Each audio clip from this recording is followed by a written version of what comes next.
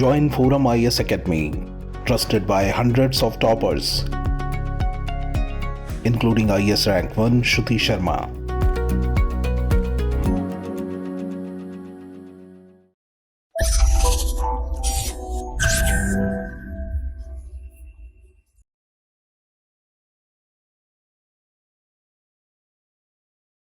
Hello friends, this is Gautam coming up with the next round of New Simplified. In this video we will discuss about Supreme Court ruling on Delhi and साथ ही साथ ये भी समझेंगे why is it set to further the basic structure of federalism. So first of all let's see why is it in news.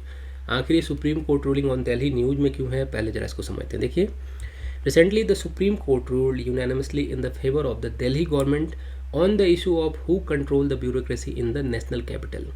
Means supreme court ने recent judgement में ये clear कर दिया है कि दिल्ली में जो एडमिनिस्ट्रेटिव ऑफिसर्स हैं उन पर कंट्रोल किसका होगा, मीन्स सीएम का कंट्रोल होगा या एलजी का कंट्रोल होगा. ये रिसेंट जजमेंट में सुप्रीम कोर्ट ने क्लियर कर दिया है. All we know that the Delhi is a union territory, जिसे officially national capital territory of Delhi कहा जाता है, मीन्स NCT ऑफ दिल्ली कहा जाता है. एंड यहाँ की जो कंडीशन है वो अदर यूटी से डिफरेंट है बिकॉज दिल्ली में एक लेजिस्लेटिव असेंबली भी है एंड यहाँ पर एक इलेक्टेड गवर्नमेंट भी है जिसके recent CM mister Arvind Kejriwal ji हैं. एंड यहाँ पर क्या ध्यान रखना है कि ये जो इलेक्टेड गवर्नमेंट है यहाँ की एंड जो सेंटर है उनके बीच में जो एडमिनिस्ट्रेटिव कंट्रोल है उसे लेकर हमेशा ही टसल होते रहते हैं because according to the constitutional provision Delhi में एक लेफ्टिनेंट गवर्नर भी होते हैं जो सेंटर के रिप्रेजेंटेटिव के फॉर्म में काम करते हैं. एंड ये टसल मैक्सिमम टाइम क्या रहता है, न्यूज में रहता है बिकॉज दिल्ली गवर्नमेंट हमेशा क्या क्लेम करती है कि सेंटर दिल्ली की जो एडमिनिस्ट्रेशन है उसमें इंटरफेयर करती है एलजी के थ्रू. एंड ऐसे बहुत सारे ऐसे पावर हैं जो सीएम के पास होने चाहिए, वो सारे पावर किसके पास हैं, एलजी साहब के पास हैं. सो इसी कॉन्टेक्स्ट में रिसेंटली सुप्रीम कोर्ट की 5 जजेज की बेंच ने एक जजमेंट दिया है.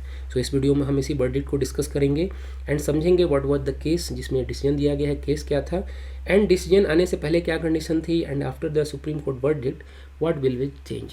तो इन सारी बातों को इस वीडियो में डिस्कस करेंगे, समझेंगे कि वर्डिक्ट के बाद क्या क्या चेंज होने वाला है. So first of all Delhi से रिलेटेड कुछ इंपॉर्टेंट पॉइंट को डिस्कस करते हैं, जरा इसकी हिस्ट्री को डिस्कस करते हैं कि कंडीशन क्या है, यहाँ की एक्चुअल कंडीशन क्या है उसको जरा समझते हैं. देखिए, अगर हम बात करते हैं दिल्ली की तो ऑल वी नो कि दिल्ली एक हिस्टोरिक प्लेस है जहाँ control one dynasty to other dynasty transfer होते हैं. अगर हम हिस्ट्री में जाते हैं तो हम क्या देखते हैं, कभी यहाँ पर मौर्य आज रूल कर रहे थे, कभी गुप्ता आज रूल कर रहे थे, कभी पल्लव रूल कर रहे थे.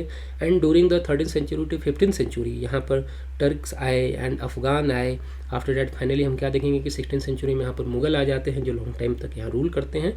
आफ्टर डैट लेटर ऑन हम क्या देखेंगे कि 18th सेंचुरी के लेटर में या फिर जो अर्ली 19th सेंचुरी का टाइम था यहाँ पर ब्रिटिश रूल स्टार्ट हो जाता है.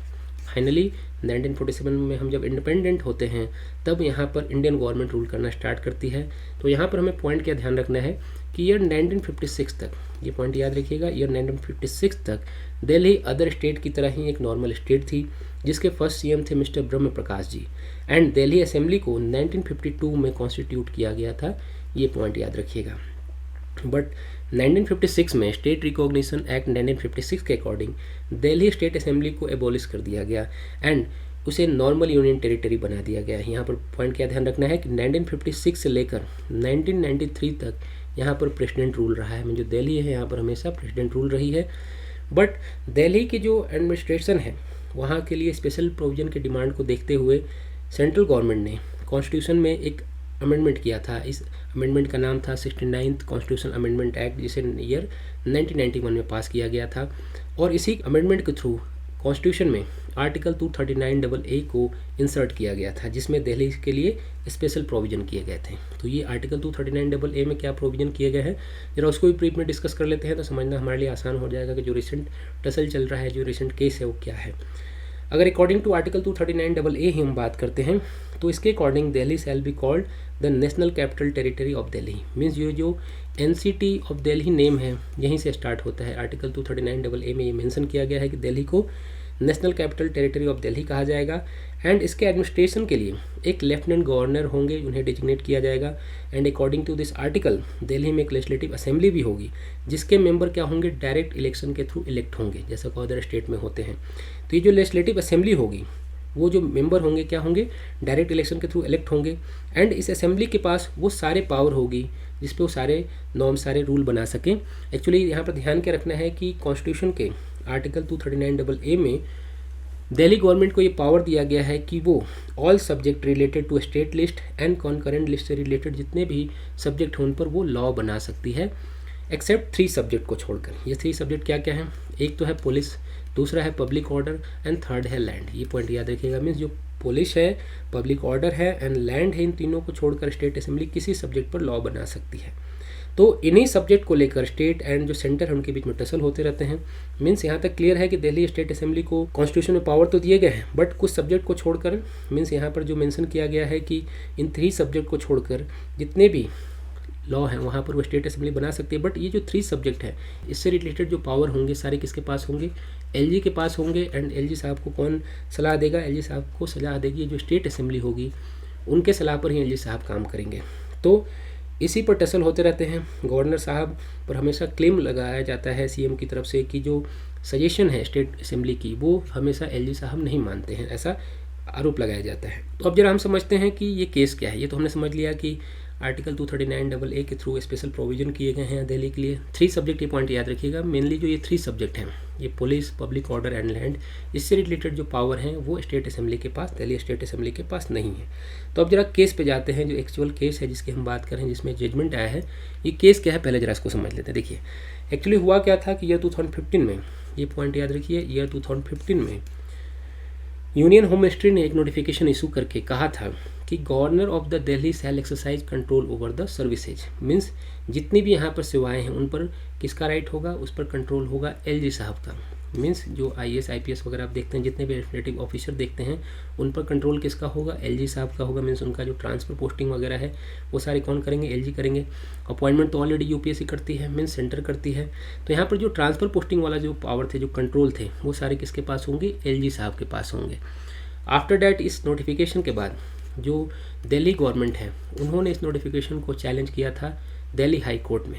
एंड दिल्ली हाई कोर्ट ने 2017 में अपना जजमेंट देते हुए कहा था कि ये जो नोटिफिकेशन है वो बिल्कुल सही ऐसे कंटिन्यू रखा जाएगा। मीन्स दिल्ली हाई कोर्ट में दिल्ली गवर्नमेंट को कोई राहत नहीं मिली यहाँ पर। आफ्टर डैट दिल्ली गवर्नमेंट ने सुप्रीम कोर्ट में अपील की। सुप्रीम कोर्ट गए वहाँ पर, तो सुप्रीम कोर्ट में क्या हुआ कि एक पॉइंट ध्यान रखिए कि सुप्रीम कोर्ट में जब अपील की वहाँ पर, तो सुप्रीम कोर्ट की 2 जजेज की बेंच ने इस केस को 5 जजेज की कॉन्स्टिट्यूशन बेंच को रेफर कर दिया। एंड ईयर 2018 में दैट टाइम के जो सीजीआई थे दीपक मिश्रा जी, उनके हेडशिप में एक 5 जजेज की बेंच ने दिल्ली गवर्नमेंट के फेवर में जजमेंट भी दिया था। बट ये जो स्पेसिफिक सर्विस वाला मामला था कि सर्विस कंट्रोल किसके पास होगा, इससे रिलेटेड जो इशू थे वहाँ पर क्लियर जजमेंट नहीं आया था। मीन्स सर्विसेज को लेकर दैट टाइम भी जो वर्डिक्ट आया था वो क्लियर नहीं था। एंड फाइनली ईयर 2023 में जिसकी हम बात कर रहे हैं, जो अभी जजमेंट आया है, रिसेंट वर्डिक्ट आया है, उसमें इससे रिलेटेड जो कंट्रोल है उससे रिलेटेड अभी वर्डिक्ट दिया गया है। And according to recent judgment Delhi government के पास अब दिल्ली में पोस्टेड जितने भी आईएएस आईपीएस या दैनिक ऑफिसर हैं उनके ट्रांसफ़र पोस्टिंग की पावर अब किसके पास होगी? अब आ जाएगी सीएम के पास। मीन्स पहले क्या होता था, सिर्फ एलजी के पास होता था ये पावर, अब सारे पावर किसके पास आ गए हैं? सीएम के पास आ गए हैं। कॉन्स्टिट्यूशनल बेंच ने अपने जजमेंट में कहा कि दिल्ली गवर्नमेंट लोगों की इलेक्टेड गवर्नमेंट है। ऐसे में जब सर्विसेज को दिल्ली गवर्नमेंट से एक्सक्लूड कर दिया जाता है तो मिनिस्टर जो सिविल सर्वेंट है उन्हें कैसे यहाँ पर कंट्रोल करेगी? एंड जो अकाउंटेबिलिटी वाली चेन है, मीन्स अकाउंटेबल किसके लिए हैं? ये जो मिनिस्टर्स हैं वो अकाउंटेबल तो पीपल्स के लिए हैं।